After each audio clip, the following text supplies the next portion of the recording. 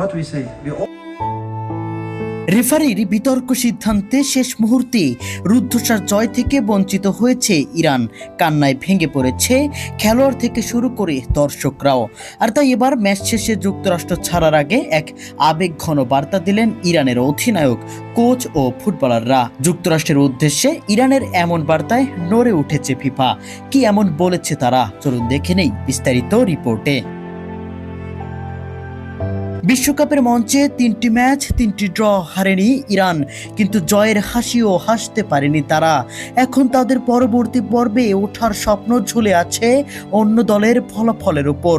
তবে মাঠের লড়াইয়ের চেয়েও বড় এক যন্ত্রণার কথা এবার বিশ্ববাসীর সামনে তুলে ধরেছে ইরান। ফিফার অব্যবস্থাপনার বিরুদ্ধে এবার সরাসরি অভিযোগ তুলেছেন ইরানের অধিনায়ক মেহেদি তারেমি এবং প্রধান কোচ আমির ঘালেনই। তাদের দাবি, শুরু থেকেই এমন সব সমস্যার মুখোমুখি হতে হয়েছে যা একজন পেশাদার দলের জন্য কখনোই কাম্য নয়। শুক্রবার রাতে গ্রুপ পর্বের শেষ ম্যাচে মিশরের সঙ্গে 1-1 গোলে ড্র করার পর সিয়াটলের ড্রেসিং রুমে একটি দীর্ঘ বার্তা লিখে রাখে ইরান ফুটবল দল। সেখানে তারা লিখেছে, আমরা ইরান থেকে এসেছি, একটি দেশ যা হাজার বছর ধরে জয়ের চেয়ে সম্মানকে উপরে রেখেছে। আমাদের কাছে ফুটবল শুধু একটি প্রতিযোগিতা নয়, এটি চরিত্রের দৃঢ়তার পরীক্ষা। পয়েন্ট বিভিন্নভাবে জেতা যায়, কিন্তু সম্মান অর্জন করা যায় না।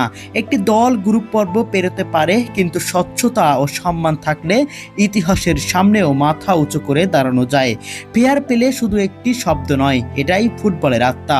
ধন্যবাদ সিয়াটল, তোমাদের আতিথেয়তায় আমরা মুগ্ধ। আর ধন্যবাদ সব ইরানীয় সমর্থকদের যারা হৃদয় দিয়ে আমাদের পাশে থেকেছেন এবং দেশের জন্য সবকিছু উজাড় করে দিয়েছেন। এটাই প্রথম নয়, এর আগেও নিউজিল্যান্ডের বিপক্ষে ম্যাচের পর একইভাবে ড্রেসিং রুমে আবেগঘন বার্তা লিখে গিয়েছিল ইরান। ম্যাচ শেষে ভীষণ হতাশ কণ্ঠে অধিনায়ক মেহেদি তারেমি বলেন, এটি খুবই হতাশাজনক একটি বিশ্বকাপ। ফিফা সব সমস্যার সমাধান করতে পারলেও আমাদের যেন তাদের চোখেই পড়ে না, কিন্তু আর তাই শুরু থেকে আমাদের সমস্যাগুলোর কোনো সমাধান করা হয়নি। নিউজিল্যান্ড ম্যাচের পর মিস্টার ইনফান্তিনো আমাদের ড্রেসিং রুমে এসে বলেছিলেন সবে শুরু হয়েছে, অথচ গ্রুপ পর্ব শেষ হয়ে গেল, এখনো আমাদের সাথে প্রতিনিয়ত হওয়া কোনো ঘটনার কিছুই বদলায়নি। ইরানের অভিযোগ, তাদের অনেক গুরুত্বপূর্ণ সাপোর্ট স্টাফ যুক্তরাষ্ট্রের ভিসা না পাওয়ায় দলের সঙ্গে থাকতে পারেননি, ফলে পুরো টুর্নামেন্ট জুড়ে চরম ভোগান্তির মধ্যে খেলতে হয়েছে ফুটবলারদের। এছাড়াও প্রতিটা ম্যাচেই ইরানের বিরুদ্ধে কল এসেছে ফিফার রেফারিদের কাছ থেকে, যা মোটেও কাম্য নয় একজন ফুটবলার বা একজন টিমের কোচ হয়ে। ইরানের অধিনায়ক এছাড়াও বলেন, আমাদের যাতায়াত ও দৈনন্দিন ব্যবস্থাপনার দায়িত্বে যারা ছিলেন তারাও এখানে নেই, তাদের ভিসাও দেওয়া হয়নি।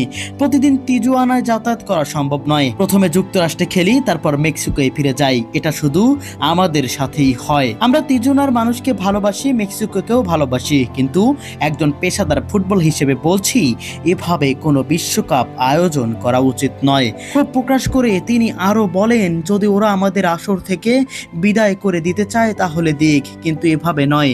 রিকভারি ও যাতায়াতের সঙ্গে যুক্ত মানুষগুলো আমাদের পাশে নেই। বারবার অভিযোগ জানিয়েও কোনো লাভ হয়নি। একই সুরে কথা বলেছেন ইরানের প্রধান কোচ আমির ঘালেনই। তার অভিযোগ, আয়োজক দেশ আমাদের সঙ্গে খুব খারাপ ব্যবহার করেছে। যদি আমাদের 2 সপ্তাহ আগে আসার অনুমতি দেওয়া হতো তাহলে শারীরিক ও মানসিকভাবে আমরা অনেক ভালো অবস্থায় থাকতে পারতাম। আমাদের সঙ্গে অন্যায় করা হয়েছে, এছাড়াও প্রতিনিয়তই অন্যায় করে যাচ্ছে। শুধু মাঠের বাইরে নয়, মাঠের মধ্যেও আমাদের বিরুদ্ধে অনেক সিদ্ধান্ত নেওয়া হচ্ছে। বিশ্বকাপ স্বপ্ন এখনো পুরোপুরি শেষ হয়নি ইরানের, কিন্তু মাঠের বাইরের এই অভিযোগ এখন ফুটবল বিশ্বে নতুন এক প্রশ্ন তুলে দিয়েছে। সত্যি কি সব দলের জন্য সমান ছিল বিশ্বকাপের মঞ্চে, নাকি ইরানকেই শুধু লড়তে হচ্ছে শুধু প্রতিপক্ষের বিপক্ষেই নয়, বরং অব্যবস্থাপনা আর বৈষম্যের বিরুদ্ধেও, যা প্রতিটি ম্যাচেই চোখে পড়ছে দর্শকদের কাছে। প্রিয় দর্শক, এ সম্পর্কে আপনাদের মন্তব্য কি কমেন্ট বক্সে অবশ্যই জানিয়ে যাবেন।